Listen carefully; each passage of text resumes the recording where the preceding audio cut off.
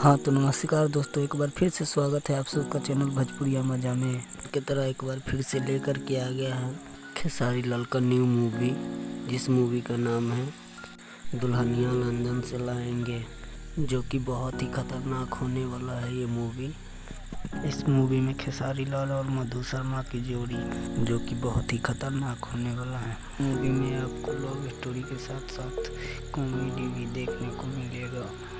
इस मूवी का डायरेक्टर है रजनीश मिश्रा। इस मूवी का प्रोड्यूसर है अभय सिन्हा। इस मूवी के बारे में बता दें तो इस मूवी में आपको मारधार नहीं देखने को मिलेगा। इस मूवी में आपको फुल रोमांटिक और कॉमेडी वीडियो देखने को मिलेगा। आइटम सॉन्ग मूवी के बारे में बता दें तो कॉमेडी के साथ साथ इस मूवी में आप लोगों को आइटम सॉन्ग भी देखने को मिलेगा। बहुत ही अच्छा, देखने के लिए कितना एक्साइटेड है आप लोग कमेंट करके ज़रूर बताएं।